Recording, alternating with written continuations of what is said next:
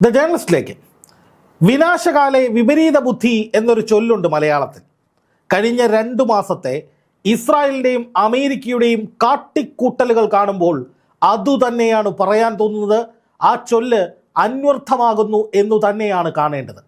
കാരണം അമേരിക്കയും ഇസ്രായേലും ഫാദർലാൻഡും മദർലാൻഡുമാണെന്ന് കരുതുന്ന ഒരുപാട് പേർ നമുക്കിടയിലുണ്ട്. അവരുടെ മുഖത്ത് നോക്കി ആ 2 രാജ്യങ്ങൾ ചെയ്യുന്ന നെറികേടുകൾ വിളിച്ചു പറഞ്ഞാൽ ആ അപ്രിയ സത്യങ്ങൾ കേട്ട് ആ ഫാദർലാൻഡ് മദർലാൻഡ് വ്യക്തിത്വങ്ങൾ വിറളി പിടിച്ച് ഉറഞ്ഞുതുള്ളു. അതുകൊണ്ട് തന്നെ മലയാള മാധ്യമങ്ങളിൽ ഭൂരിഭാഗത്തിനും ഇസ്രായേലും അമേരിക്കയും കാട്ടിക്കൂട്ടുന്ന തോന്നിവാസങ്ങളെക്കുറിച്ച് തുറന്നു പറയാൻ ഭയമുണ്ട്, ധൈര്യമില്ലായ്മയുണ്ട്, ഒപ്പം അസാധ്യമായ വിധേയത്വമുണ്ട് അത്തരം ആളുകളോട്. അതുകൊണ്ടാണ് നമ്മുടെ മാധ്യമങ്ങളിൽ ഇപ്പോഴും എന്താണ് യഥാർത്ഥത്തിൽ പശ്ചിമേഷ്യയിൽ സംഭവിക്കുന്നത് എന്നതിനെക്കുറിച്ച് വ്യക്തമായ വിവരങ്ങൾ വരാത്തത്. ചുരുക്കം ചില മാധ്യമങ്ങൾ സത്യസന്ധമായ കാര്യങ്ങൾ പറയുന്നുണ്ടെങ്കിലും ഭൂരിഭാഗം മാധ്യമങ്ങളും യൂട്യൂബർമാരും നേരെ തല തിരിച്ചാണ് വിഷയങ്ങൾ അവതരിപ്പിച്ചുകൊണ്ടിരിക്കുന്നത്. ഇപ്പോഴത്തെ കാര്യം തന്നെ എടുക്കുക. ഇസ്രായേലും അമേരിക്കയും തുടങ്ങിവെച്ച യുദ്ധത്തിൻ്റെ ഗതി എന്തായി എന്ന് അന്വേഷിക്കുന്ന പലരും ചെന്നെത്തുക ഇറാൻ തകർന്നു തരിപ്പണമായി, ഇറാൻ ഭയന്ന് വിറച്ചില്ലാതായി, മുസ്തഫ ഖംനേയിയും ടീമും നെട്ടോട്ടത്തിലാണ്, ജീവൻ പോകുമോ എന്ന ഭയത്തിൽ അവർ ബങ്കറുകളിൽ കഴിയുകയാണ് എന്നൊക്കെ പറഞ്ഞുകൊണ്ട് മറുനാടൻ ഉൾപ്പെടെയുള്ള പല യൂട്യൂബർമാരും പല നുണകളും അടിച്ചു വിടുന്നുണ്ട്. ഞാൻ നേരത്തെ പറഞ്ഞ ചില വർഗീയ തൽപര കക്ഷികളെ തൃപ്തിപ്പെടുത്തുക എന്നതിനപ്പുറം അവർക്ക് ഈ വിഷയങ്ങൾ കൈകാര്യം ചെയ്യുന്നതിൽ മറ്റൊരറിവുമില്ല, ബോധവുമില്ല. പലപ്പോഴും എൻ്റെയൊക്കെ വീഡിയോകൾ അതുപോലെ കോപ്പി ചെയ്ത് മറുനാടൻ സാജൻ പറഞ്ഞ് ഞാൻ നിഷ്പക്ഷനാണ് എന്ന് തെളിയിക്കാനൊക്കെ ശ്രമിക്കുന്നത് ഞാൻ കണ്ടിട്ടുണ്ട്. പക്ഷെ അതേസമയം തന്നെ അതിന് പുറകെ ഇറാൻ തീർന്നു, തകർന്നു, ഇറാൻ ഇല്ലാതായി, ഇസ്ലാമിക രാഷ്ട്രം ഈ ലോകത്ത് വേണ്ട എന്നൊക്കെ പറഞ്ഞ് പലതരത്തിലുള്ള എഴുത്തുകളും പല വീഡിയോകളും അതേ കൂട്ടർ തന്നെ പടച്ചു വിടുന്നതും കാണാം. നമ്മളൊരു കാര്യം മനസ്സിലാക്കുക, ഇപ്പോൾ ഇറാൻ, ഇസ്രായേൽ, അമേരിക്ക എന്നീ 3 രാജ്യങ്ങൾ സ്വീകരിച്ചു കൊണ്ടിരിക്കുന്ന നിലപാടുകൾ അത്യന്തം അപകടകരമാണ്. ഇറാനെ സംബന്ധിച്ച് അത് പ്രതിരോധത്തിൻ്റെ മാർഗമാണ്. അതായത് ഇറാന് നേരെ ഏകപക്ഷീയമായി പാഞ്ഞെടുത്ത് ലോകത്തെ മുഴുവൻ ആശങ്കയിലേക്കും ദുരിതത്തിലേക്കും തള്ളിവിട്ട് പ്രത്യേകിച്ച് ഗൾഫ് രാജ്യങ്ങളിൽ ഉൾപ്പെടെയുള്ള പശ്ചിമേഷ്യൻ രാജ്യങ്ങളെ നശിപ്പിക്കുന്ന വിധത്തിലുള്ള വിറളി പിടിച്ച തീരുമാനവുമായി ഇറങ്ങിത്തിരിച്ചത് ഇസ്രായേലും അമേരിക്കയുമാണ്. ഇറാൻ പലതവണ അവരോട് പറഞ്ഞു, ഞങ്ങൾ ആണവായുധങ്ങൾ ഉണ്ടാക്കില്ല, ഞങ്ങൾക്ക് ആണവായുധങ്ങൾ വേണ്ട, അത് ഞങ്ങളുടെ അജണ്ടയിലില്ല, ഞങ്ങളുടെ ഊർജ്ജ പ്രതിസന്ധി പരിഹരിക്കുന്നതിനാണ് ഞങ്ങൾ ആണവ പരീക്ഷണങ്ങൾ നടത്തുന്നത്, ഇത് ഞങ്ങളുടെ പരമാധികാരത്തിൻ്റെ കാര്യമാണ്, ഞങ്ങളുടെ പ്രതിരോധത്തിൻ്റെ കാര്യമാണ്, ഞങ്ങളുടെ ഊർജ്ജ വിനിയോഗത്തിൻ്റെ കാര്യമാണ്, അതിൽ നിങ്ങൾ എന്തിന് ഇടപെടുന്നു? സ്വാഭാവികമല്ലേ ഒരു രാജ്യത്തിന് അവരുടെ പരമാധികാരത്തിൽ നിന്നുകൊണ്ട് അവരുടെ രാജ്യത്തിന് വേണ്ട കാര്യങ്ങൾ നേടിയെടുക്കാൻ കഴിയില്ല എന്ന് അമേരിക്കയും ഇസ്രായേലും പറയുന്നത് എങ്ങനെയാണ് നമുക്ക് അംഗീകരിക്കാൻ കഴിയുക? ഇപ്പം തന്നെ നോക്കുക, വെനസ്വലയിലേക്ക് അമേരിക്കൻ പ്രസിഡന്റ് ഡൊണാൾഡ് ട്രംപ് ഒരു വലിയ ആക്രമണം നടത്തി അവിടുത്തെ പ്രസിഡന്റ് നിക്കോളാസ് മഡൂറോയെ പിടിച്ച് ജയിലിലിടുന്നു. അതിന് കാരണം പറഞ്ഞത് എന്താണ്? അതിന് കാരണമായി പറഞ്ഞത് അവിടെ വലിയ തോതിൽ മയക്കുമരുന്ന് ഉൽപ്പാദിപ്പിക്കുന്നു, അത് അമേരിക്കയിലേക്ക് കടത്തുന്നു, അമേരിക്കയ്ക്ക് അതൊരു വലിയ ഭീഷണിയാണ്, പലതവണ മുന്നറിയിപ്പ് നൽകിയിട്ടും വെനസ്വല ആ നീക്കങ്ങളിൽ നിന്ന് പിന്മാറിയില്ല എന്നാണ് ട്രംപ് പറഞ്ഞത്. പക്ഷേ മഡൂറോയെ തടവിലാക്കിയതിന് ശേഷം നമ്മൾ കാണുന്നത് എന്താണ്? വെനസ്വലയുടെ മുഴുവൻ എണ്ണ ശേഖരവും കൈകാര്യം ചെയ്യുന്ന, അത് വിറ്റ് പണം ഉണ്ടാക്കുന്ന അമേരിക്കയാണ്. അപ്പോൾ എന്തായിരുന്നു അവരുടെ ലക്ഷ്യം? മയക്കുമരുന്ന് ഇല്ലാതാക്കലാണോ? വെനസ്വലയെ രക്ഷിക്കലാണോ? അമേരിക്കൻ യുവതയെ മയക്കുമരുന്നിൻ്റെ പിടിയിൽ നിന്ന് മോചിപ്പിക്കലാണോ? ഒന്നുമല്ല, പക്കാ ബിസിനസ്സാണ്. അവിടുത്തെ എണ്ണ ശേഖരമായിരുന്നു ലക്ഷ്യം. ഇപ്പോൾ ഇറാന് നേരെ ആക്രമണം നടത്തിയപ്പോൾ അമേരിക്ക ഇറാൻ്റെ ഇസ്ലാമിക ഭരണത്തിന് അന്ത്യം കുറിക്കുന്നു, അവിടുത്തെ ജനങ്ങൾക്ക് സ്വാതന്ത്ര്യം കൊടുക്കുക, സ്ത്രീകൾക്ക് സ്വാതന്ത്ര്യം കൊടുക്കുക, സ്ത്രീകളെ ഉദ്ധരിക്കുക എന്നതൊക്കെയാണ് ട്രംപിൻ്റെയും നെതന്യാഹുവിൻ്റെയും ലക്ഷ്യം എന്നൊക്കെ ഇവിടെ കുറേ പേര് പാടിപ്പുകഴ്ത്തി. പക്ഷേ ട്രംപ് തന്നെ പറഞ്ഞു, ഇറാൻ്റെ എണ്ണപ്പാടങ്ങൾ ഞാൻ നിയന്ത്രിക്കും, ഖാർഗിലെ എണ്ണപ്പാടങ്ങളിലാണ് എൻ്റെ ലക്ഷ്യം, അത് അമേരിക്ക നിയന്ത്രിക്കുന്നൊരു കാലം വരും, ഇറാനിൽ ഭരണമാറ്റമുണ്ടായി അവിടെ ഞങ്ങൾ പറയുന്നവർ ഭരിക്കുമെന്നൊക്കെ പറയുന്നത് പക്കാ ബിസിനസ്സാണ്. ഇറാൻ്റെ ഏറ്റവും വലിയ എണ്ണപ്പാട ശേഖരങ്ങൾ, അവരുടെ ഊർജ്ജം മുഴുവനായി അവരുടെ സമ്പുഷ്ടീകരിച്ച് യുറേനിയം മോഷ്ടിച്ചുകൊണ്ട് പോകാൻ പോലും അമേരിക്ക ശ്രമിച്ചു. അതൊക്കെയാണ് അമേരിക്കയുടെ കണ്ണ്. ഈ യുദ്ധത്തിൻ്റെ കാരണം അതാണ്. ഇസ്രായേലിനെ സംബന്ധിച്ച് എന്താണ്? ഇറാൻ വളർന്നാൽ അത് ഇസ്രായേലിന് പശ്ചിമേഷ്യയിൽ വലിയ തിരിച്ചടിയാകും. ഇസ്രായേലിനോട് നേർക്കുനേർ അടിക്കുന്ന ഒരു വലിയ ശക്തിയായി ഇറാൻ ഉയർന്നു വരും. പിന്നെ ഇസ്രായേലിന് നിലനിൽപ്പുണ്ടാകില്ല എന്ന ഭയമാണ്. അല്ലാതെ നൈതികമായ നീതിയുക്തമായ യുക്തിസഹമായ ഒരു കാരണവും ഈ യുദ്ധത്തിന് ഇവർക്ക് മുന്നോട്ട് വയ്ക്കാനില്ലായിരുന്നു. എന്നിട്ട് ഇപ്പോൾ എന്താണ് സംഭവിക്കുന്നത്? ഇന്ന് നമ്മുടെ രാജ്യത്ത് ഞെട്ടിക്കുന്ന വിധത്തിൽ പാചകവാതകത്തിന് വില ഉയർന്നിരിക്കുകയാണ്. 933 രൂപയാണ് ഒരു സിലിണ്ടറിന് പാചകവാതകത്തിന് വർദ്ധിച്ചത്. ഗാർഹിക സിലിണ്ടറിനല്ല എന്നുള്ളത് നമുക്കൊക്കെ ആശ്വാസമാണ് എങ്കിലും ഹോട്ടൽ മേഖലയിലുള്ളവർക്ക് വലിയ തിരിച്ചടിയാണ്. വ്യാവസായിക സിലിണ്ടറുകൾ ഉപയോഗിക്കുന്നവരെ സംബന്ധിച്ചത് വലിയ തിരിച്ചടിയാണ്. ഗ്യാസിൻ്റെ വില നോക്കുക, 3100 രൂപയിലേക്ക് മുട്ടി നിൽക്കുകയാണ്. എങ്ങനെയാണ് നമ്മൾ ജീവിക്കുക? ഇതിന് കാരണം എന്താണ്? ഇന്ത്യൻ ഭരണകൂടത്തിൻ്റെ നയതന്ത്ര വീഴ്ച എന്നൊക്കെ പലരും പറയുന്നുണ്ടെങ്കിലും ആത്യന്തികമായി ഇതിന് കാരണം ഈ യുദ്ധം തന്നെയാണ്. എല്ലാ രാജ്യങ്ങളിലും ഈ പ്രതിസന്ധി ഉണ്ടെന്നേ. അപ്പോൾ ഇന്ത്യ ഉൾപ്പെടെയുള്ള പശ്ചിമേഷ്യൻ രാജ്യങ്ങളെ മുഴുവൻ അല്ലെങ്കിൽ ലോക രാജ്യങ്ങളെ മുഴുവൻ വലിയ പ്രതിസന്ധിയിലേക്കും ആശങ്കയിലേക്കും ഭയപ്പാടിലേക്കും ഇനി വരാൻ പോകുന്ന വലിയ വിപത്തിലേക്കും ഒക്കെ തള്ളിവിടുന്ന വിധത്തിൽ ഈ യുദ്ധം തുടങ്ങി വെച്ചത് അമേരിക്കയും ഇസ്രായേലുമാണ് എന്ന യാഥാർത്ഥ്യത്തിൽ നിന്നുകൊണ്ട് വേണം ഈ വിഷയത്തെ നമ്മൾ അനലൈസ് ചെയ്യാനെന്നാണ് എന്ന് തെളിയിക്കാൻ വേണ്ടിയിട്ടാണ് ഞാൻ ഇത്രയും കാര്യം പറഞ്ഞത്. ഇതിന് ഇപ്പോൾ സംഭവിക്കാൻ പോകുന്നത് അതീവ ഗുരുതരമായ നീക്കങ്ങളാണ്. അതായത് അമേരിക്ക ഏത് നിമിഷവും ഇറാനിലേക്ക് യുദ്ധം ആരംഭിക്കും എന്ന് പറഞ്ഞു എന്ന് മാത്രമല്ല, അവർ യുദ്ധം തുടങ്ങിക്കഴിഞ്ഞു. നമ്മളൊരു യുദ്ധത്തിൻ്റെ തുടക്കം എന്ന് പറഞ്ഞാൽ ബോംബ് ഇടുകയോ മിസൈൽ ഇടുകയോ ചെയ്യുന്നതല്ല. അതിനു മുമ്പ് അതിനുവേണ്ടിയുള്ള കളമൊരുക്കലാണ്. അത് ഏതാണ്ട് 24 മണിക്കൂർ മുമ്പ് തന്നെ അമേരിക്ക ആരംഭിച്ചു. അമേരിക്കയുടെ US സെൻട്രൽ കമാൻഡ് ചില ദൃശ്യങ്ങൾ പുറത്തുവിട്ടു. അവരുടെ ഏറ്റവും വലിയ പടക്കപ്പലുകളിലൊന്നായ USS ഡെൽബർ ഡി ബ്ലാക്ക് എന്ന കപ്പലിലേക്ക് ഇറാനെ ആക്രമിക്കാൻ വേണ്ടിയിട്ടുള്ള ആയുധങ്ങൾ നിറയ്ക്കുന്നു. ഈ ആയുധങ്ങൾ നേരെ ഇസ്രായേലിലേക്ക് കൊണ്ടുപോകുന്നു, അവിടെ ഡിപ്ലോയ് ചെയ്യുന്നു. അപ്പോൾ ഏത് നിമിഷവും ഒരു ആക്രമണത്തിന് അമേരിക്ക തയ്യാറായി. തൊട്ടു പിന്നാലെ സംഭവിച്ചത് എന്താണ്?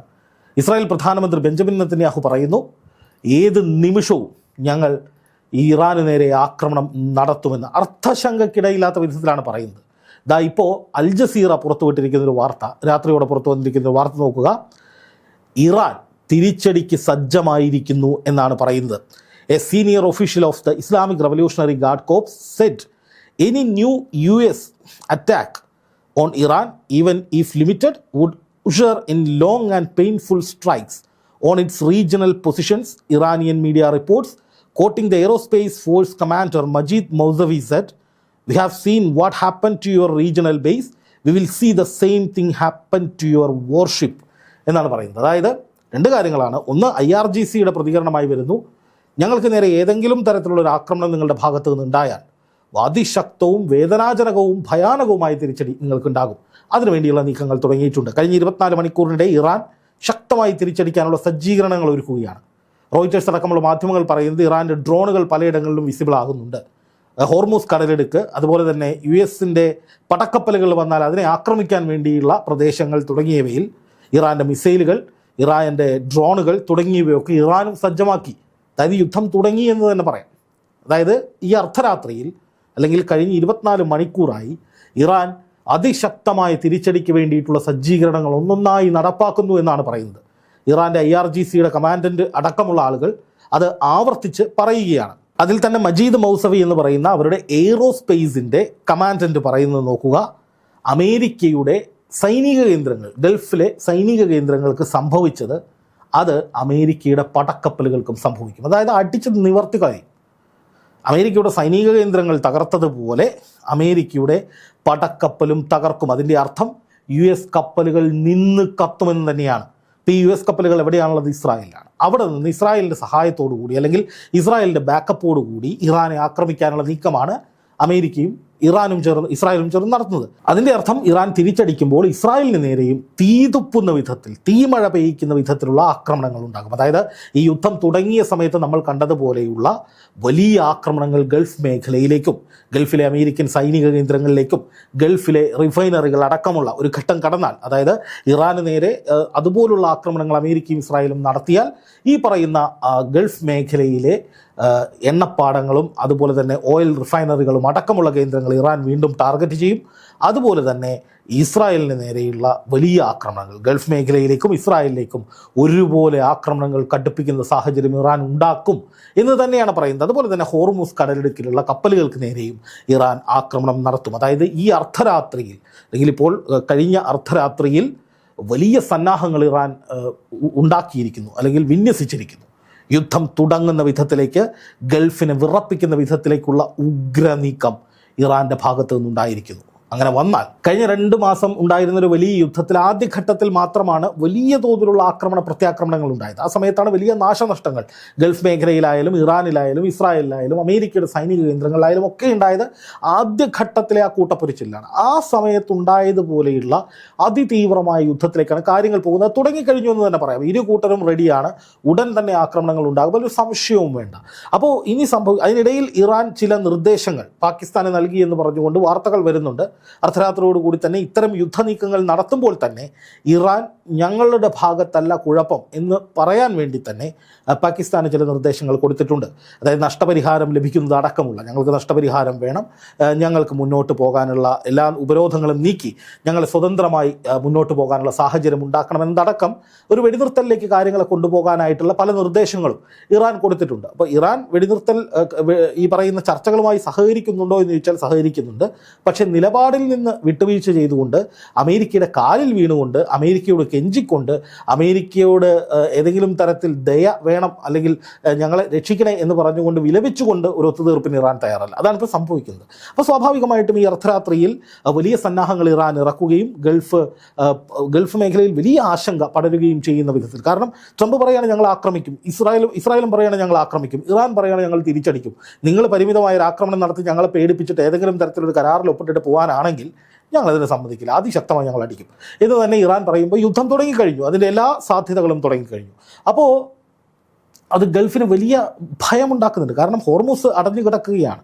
ഇപ്പം ഞാൻ നേരത്തെ പറഞ്ഞതുപോലെ നമ്മുടെ പാചകവാതക വില കൂടി, അന്താരാഷ്ട്ര തലത്തിലെ എണ്ണ വില $200 എത്താനുള്ള സാധ്യതകളെന്ന് പലരും നിരീക്ഷിക്കുന്നു. ഇപ്പോൾ $100 കടന്നു, $200 എത്തിയാൽ എന്തായിരിക്കും അവസ്ഥ?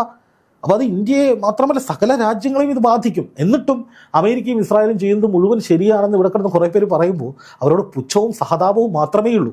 കാരണം നമ്മുടെ രാജ്യത്തെ ഉൾപ്പെടെ വലിയ ദുരന്തത്തിലേക്ക് തള്ളിവിടുന്ന വിധത്തിലേക്ക്, സാധാരണ ജനങ്ങൾക്ക് ഹോട്ടലിൽ നിന്ന് ഭക്ഷണം കഴിക്കാൻ പോലും കഴിയാത്ത വിധത്തിലേക്ക്, തീ വില ഉയർത്തുന്ന വിധത്തിലേക്ക് ഒക്കെ കാര്യങ്ങൾ മാറ്റുന്ന, അല്ലെങ്കിൽ ഇനി വിലക്കയറ്റമുണ്ടാകും, ക്ഷാമമുണ്ടാകും, വലിയ തോതിലുള്ള ബുദ്ധിമുട്ടുകൾ ലോകം കാണാൻ പോവുകയാണ്. അപ്പോൾ അങ്ങനെ ഒരു സാഹചര്യത്തിലേക്ക് നമ്മളെ മുഴുവൻ തള്ളിവിടുന്ന നിർണായകമായ തീരുമാനമെടുത്ത അമേരിക്കയും ഇസ്രായേലും ഇപ്പോഴും ഗംഭീരമാണെന്ന് പറയുന്നവരോട് എന്താ പറയുക, പുച്ഛമടക്കമുള്ള സകല വികാരങ്ങളുമുണ്ട്. എന്തായാലും അതിശക്തമായ നിലയിലേക്ക് കാര്യങ്ങൾ മാറുകയാണ്. നമ്മൾ ഇതുവരെ കണ്ടതിനേക്കാൾ വലിയ ഒരു ഘട്ടത്തിലേക്ക് കാര്യങ്ങൾ പോകും. ഒരു പക്ഷേ അങ്ങനെ ഒരു ഘട്ടത്തിലേക്ക് പോയാൽ ട്രംപിന് പിടികിട്ടാത്ത വിധത്തിലേക്ക് തിരിച്ചടി ഉണ്ടാകും. പിന്നെ അതിൽ നിന്ന് പുറത്ത് കടക്കൽ ഉണ്ടാകാൻ സാധ്യതയില്ല. എന്നാലും അമേരിക്കയിലും വലിയ തോതിലുള്ള തിരിച്ചടികൾ ട്രംപിന് ഉണ്ടാകുന്നുണ്ട്. ഏതാണ്ട് 4.5 ലക്ഷം കോടി രൂപ ഇതുവരെ യുദ്ധവുമായി ബന്ധപ്പെട്ട് അമേരിക്കയ്ക്ക് നഷ്ടമുണ്ടായി എന്നാണ് പുറത്തു വരുന്ന കണക്കുകൾ. ആലോചിച്ച് നോക്കുക, അത് അമേരിക്കയുടെ സമ്പദ് വ്യവസ്ഥയെ തകർക്കുന്നതാണ്. അമേരിക്കയ്ക്ക് വലിയ തോതിൽ തിരിച്ചടി ഉണ്ടാക്കുന്നു. അമേരിക്കൻ ജനത ട്രംപിനെതിരെ പ്രതിഷേധിക്കുന്നു. അത് മറ്റൊരു വിഷയവുമായി ഇവിടെ നിൽക്കുകയാണ്. എന്തായാലും യുദ്ധം അതിരൂക്ഷമാകുന്ന സാഹചര്യം തെളിയുമ്പോൾ അത് വലിയ ഭീതിയാണ് ലോകത്തിനുണ്ടാക്കുന്നത്, സംശയമില്ല.